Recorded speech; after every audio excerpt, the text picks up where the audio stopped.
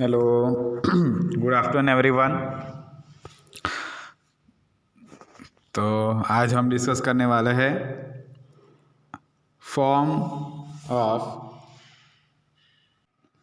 Forms of gear teeth, right.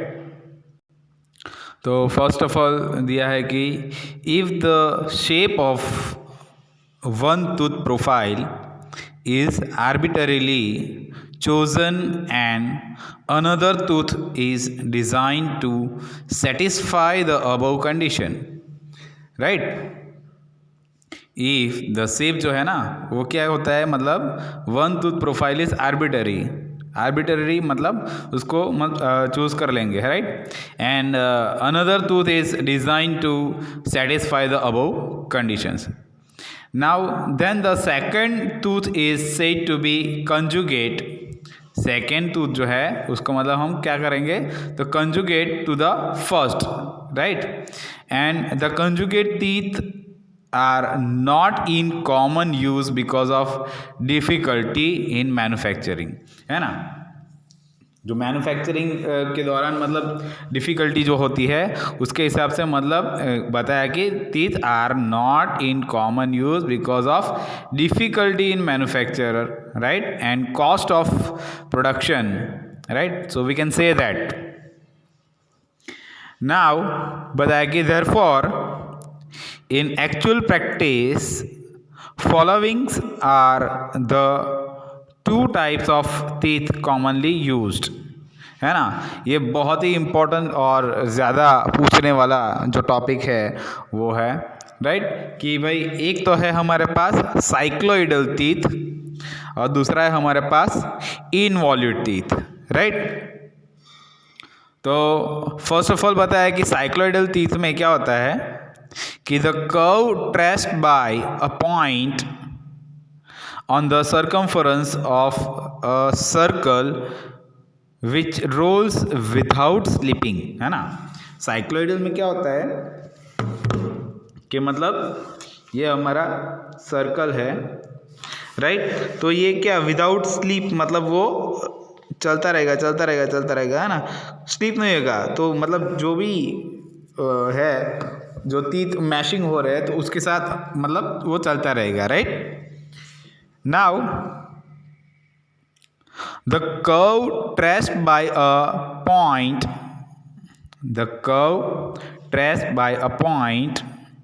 on the circumference of a circle which rolls without slipping on a fixed straight line. So that is known as cycloidal, है ना. उसको हम क्या बोलेंगे, cycloidal. Now that is shown in the figure, we can say that, right. And epicycloid is the curve traced by a point, है ना. and epicycloid is the curve traced by a point on the circumference of a circle, है ना. जो भी circumference बताया गया है of a circle and which rolls without slipping on the outside, है ना. जो सर्कल पे मतलब रोज हो रहा है ना, तो without slipping of the outside. Epicycloid में और हाइपोसाइक्लोइड में क्या होता है, जैसे कि हमने मतलब एक जो था ना इंजीनियरिंग का में एक चैप्टर है ना, ये हमारा स्ट्रेट लाइन है और मतलब ऐसे करके वो ईपीसाइक्लोइड बनता था और अंदर की बाजू जो बनता था उसको हम हाइपोसाइक्लोइड बोलते थे, राइट, है ना. तो वही चीज़ यहाँ पे राउंड C1 C2 C3 करके पॉइंट देते थे ना, वही चीज़ जो हम इंजीनियरिंग ग्राफिक्स में जो सीख गए थे, right. So an epicycloid is the curve traced by a point on the circumference of a circle which rolls without slipping on the outside of a fixed circle as shown in the figure. Now if the circle rolls without slipping inside the fix circle, है ना. मतलब हाँ, जो देखा मैंने बोला ना, अंदर के बाजू जो बाहर के मतलब ये जो है वो बाहर के बाजू मतलब वो घूम रहा है तो उसको हम ईपीसाइक्लोइड बोलते हैं और अंदर के बाजू जो रहेगा उसको हम हाइपोसाइक्लोइड बोलते हैं ना. जैसे कि मैंने अभी बताया कि ये मतलब ये पूरा सर्कल है तो इस पे सर्कल मतलब ये कर्व बन रहा है तो अंदर की बाजू जो ये कर्व बनेगा उसको हम क्या बोलेंगे, हाइपोसाइक्लोइड बोल सकते हैं, राइट. वो भी फिगर थ्रू बताया गया है, राइट. तो there is no issue. Now the point P on the circle traced epicycloid, मतलब वो होता है क्या, PA, when the circle C rolls without slipping above the pitch circle in the direction and shown in the figure, right. Now epicycloid PA है ना, that represent, क्या represent करता है वो, the face of the cycloidal tooth profile, है ना. Now when the circle D, जो D रहता है ना, that rolls without slipping below the pitch circle, है ना. देखो यहाँ पे है ना, जो मैंने बताया ना अभी, तो वही चीज़ यहाँ पे बताई गई है ना. तो ये सर्कल जो दिया गया है ना साइक्लोइडल, एक ये पॉइंट मिलता जाएगा तो सर्कल ये बनाएगा, सर्कल बनाएगा, सर्कल बनाएगा, तो एक कर्व जैसा जनरेट होगा, ऐसे ऐसे, राइट. तो वही चीज़ यहाँ पे बताई ना, राइट, कि भाई when the circle D rolls without slipping below the pitch circle, when the point P on the circle D trace hypocycloid, that is PB, है ना. तो वो क्या बनेगा, PB बनेगा, राइट. ये सारी ये तीत पूरा बताया गया है. देखो यहाँ पे मतलब ये साइक्लोइडल प्रोफाइल जो है वो बताया गया है, ये वाला है ना, कि फिक्स लाइन क्या है वो. देन ये बताया गया है कि भाई बाहर की तरफ होगा तो मतलब उसको हम ये कर्व ऐसे बनेगा, तो ये मतलब इपीसाइक्लोइड होगा, और अंदर की तरफ होगा वो मतलब हाइपोसाइक्लोइड होगा. तो फिक्स सर्कल भी हमें बताया गया है ना, ये हमारा कौन सा है, फिक्स सर्कल है, राइट. तो वो चीज़ हमें बताई गई है. सो when the circle D rolls without slipping below the pitch circle, then the point P on the circle D traces hypocycloid, that is PB, जो यहाँ पे बताया गया है, ये नोट में है ना, ये चीज़ हमें बताई गई है ना, राइट, कि construction of cycloidal teeth of gears जो है वो बताया गया. तो ये जो है वो मतलब प्रोफाइल है ना, ये गियर का प्रोफाइल दिया गया है. तो उस पे कहाँ पे मैश हो रहा है ना, तो मतलब कांटेक्ट पॉइंट कौन सा है, और पिच सर्कल थ्रू कहाँ पे वो मैशिंग हो रहा है ना. पिच सर्कल दिया गया ना, बीच वाला जो है वो हमारा पिच सर्कल है. तो ये एक रोलर ये डायरेक्शन में और दूसरा रोलर ये डायरेक्शन में. रोलर मतलब यार एक जो पॉइंट दिया गया है, वैसे ही सेम यहाँ पे एक दिया गया है और यहाँ पे एक दिया गया है, राइट. सो ये सिंपल मतलब कंस्ट्रक्शन बताया गया है. देन इसने बताया कि which represent the flank on the cycloidal tooth the profile PBA, है ना. देखो यहाँ पे मतलब प्रोफाइल जो है ये है ना, ये हमारा प्रोफाइल है ना. ये PBA है ना, लेफ्ट और right we can say that, right. Profile और लीड और प्रोफाइल, जो ऊपर जो रहता है ना, ये मतलब जो टीथ है ना, ये जो पोर्शन सीधा जाएगा ना आगे की ओर, तो ये हमारा मतलब लीड रहेगा. और जो राइट प्रोफाइल ये राइट प्रोफाइल, लेफ्ट प्रोफाइल हम बोल सकते हैं, right. So PBA is one side of the cycloidal tooth, and similarly the other profile B dash, P dash and A dash is generated by P dash, है ना. तो वो P dash से हम जनरेट कर पाएंगे. Now when the circle C and D, right, when the circle C and D rolls in opposite direction, है ना. जो सर्कल मतलब ये वाला जो सर्कल है D वाला और C वाला, वो दोनों अपोजिट डायरेक्शन में है, ऐसा हम बोल सकते हैं, राइट. एंड हाँ, राइट. नाउ अब बात करते हैं इनवॉल्यूट टीथ के बारे में. तो इनवॉल्यूट टीथ में बताया है कि an involute is the locus of point on a straight line which rolls around a circle without slipping, right.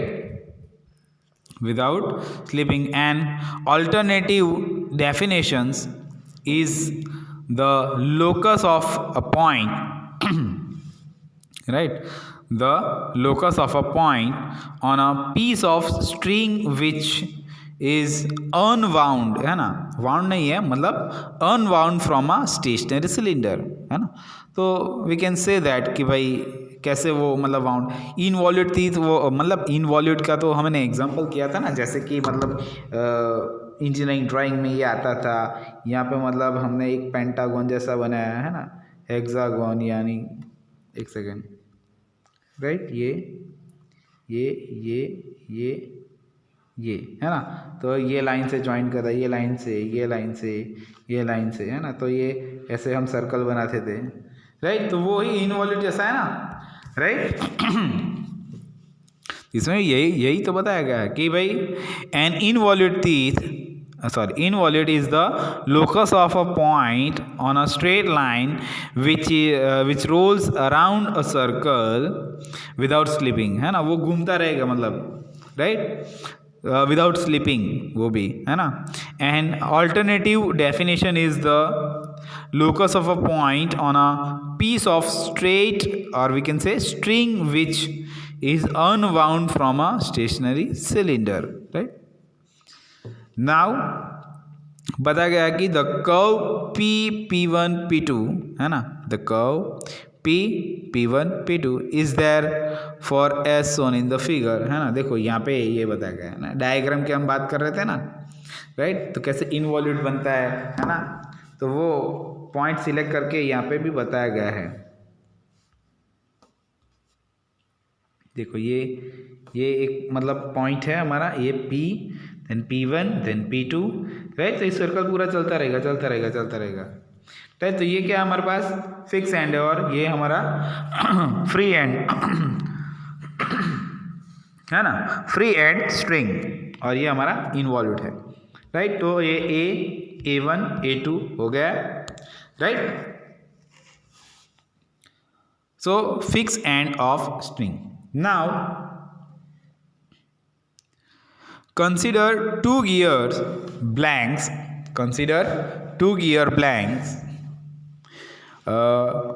with fixed center. तो fixed center कौन सा है हमारे पास, O1 and O2, right.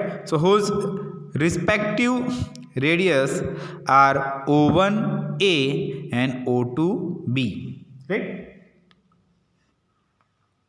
देखो यहाँ पे मतलब दिया गया है कि, है ना, O1A, राइट, O2B, राइट. दोनों चीज़ यहाँ पे बताई गई है, राइट. सो इन फिगर क्या बताया कि two end of a string is attach to each of the gear blank, है ना, each of the gear blank at point A and B as shown in the figure, right, है ना. ये बताया गया है. Then point T on the string represent a fix point on a string through which a pencil point is projects out, है ना.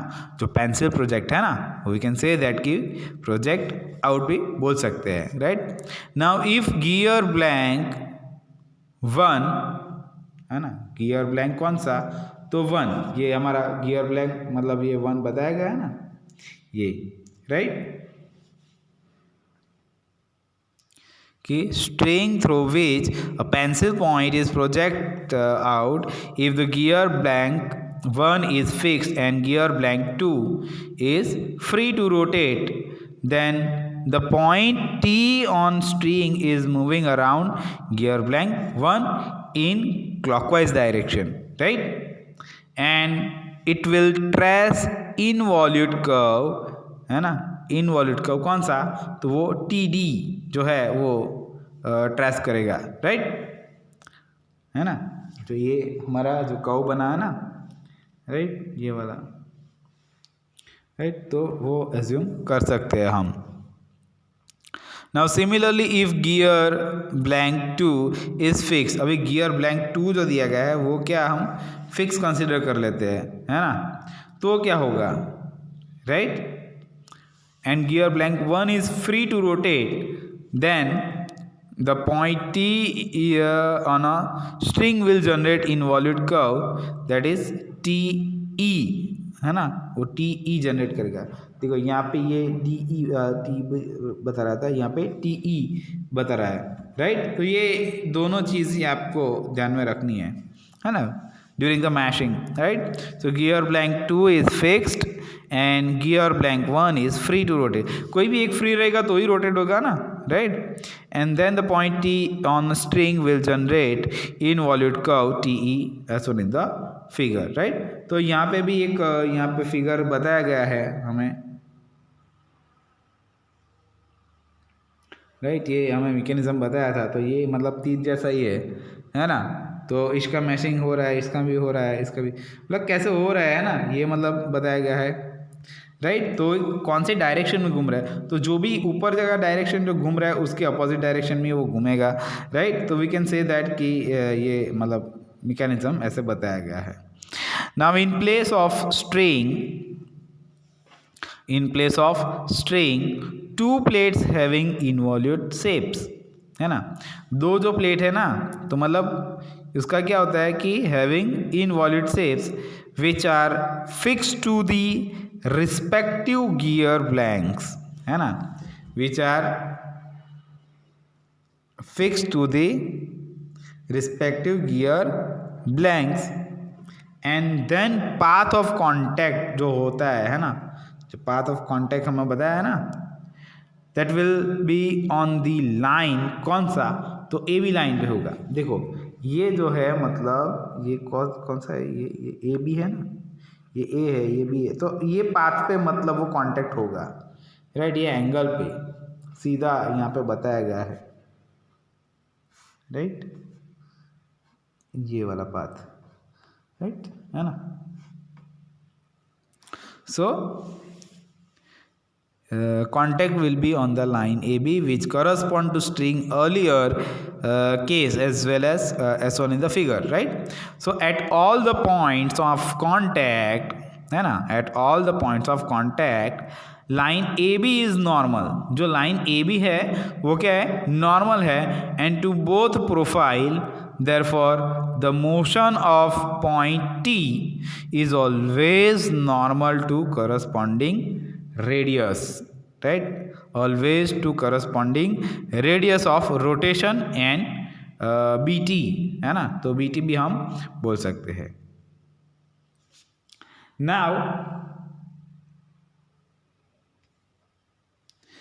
and AT and always lie on common tangent to the base circle, base circle पे भी मतलब वो बनेगा, है ना। so this shows involute tooth profile, है ना। नाउ अब बात करते हैं comparison between involute and cycloidal. तो ये भी क्वेश्चन आपको पूछ सकते हैं, मतलब है ना, 4 मार्क्स में यहाँ से। तो what is the difference between involute gears and cycloidal gears.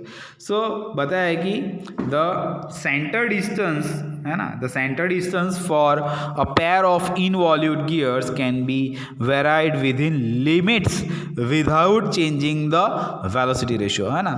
जो वेलोसिटी और रेशियो को चेंज किए बिना मतलब वो मतलब होता रहेगा, है ना, involute, right. So we can say that, but cycloidal में क्या होता है कि the centre distance for a pair of cycloidal gear is to be maintain constant for maintaining velocity ratio constant, है ना। तो that are the main difference between them, right. फिर बाद में बताया कि इनवॉल्यूट गियर्स में बताया कि the profile of involute gear is the single curvature, है ना। कर्वेचर तो आपको पता है ना कैसे रहता है ना।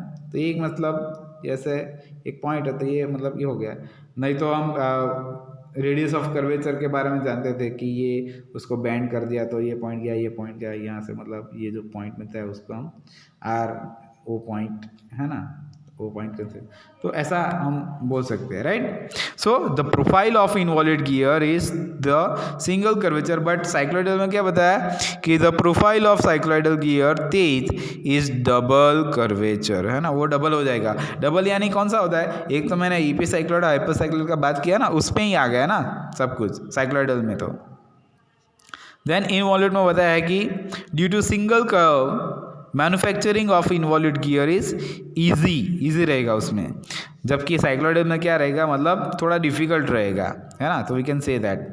देन इनवॉल्यूट में बताया कि due to radial flanks strength of involute teeth is less, but उसमें बताया कि due to wider flanks strength of cycloidal gear teeth is more, है ना। और लास्ट पॉइंट बताया है इनवॉल्यूट में कि the pressure angle from start of angle, है ना, उसमें प्रेशर एंगल भी आएगा गियर में, है ना, 14 हाफ, है ना, 20 डिग्री स्टब, है ना, तो वो सारे प्रेशर एंगल को हमें कैलकुलेशन के हिसाब से मतलब देना पड़ेगा। जो गियर टर्मिनोलॉजी आ रही है ना आगे जो टॉपिक, तो उसमें हम सारी चीज़ें सीखेंगे कि मॉड्यूल क्या रहता है, एडेंडम सर्कल डिडेंडम सर्कल क्या रहता है, तो सारी बातें हम करेंगे। सो 5th पॉइंट बताया कि the pressure angle from start of engagement of teeth to the end of the engagement remain constant, this result is smooth running में। जबकि साइक्लोइड में बताया कि the pressure angle varies from start of engagement to end of engagement, this result is less smooth running, right, okay.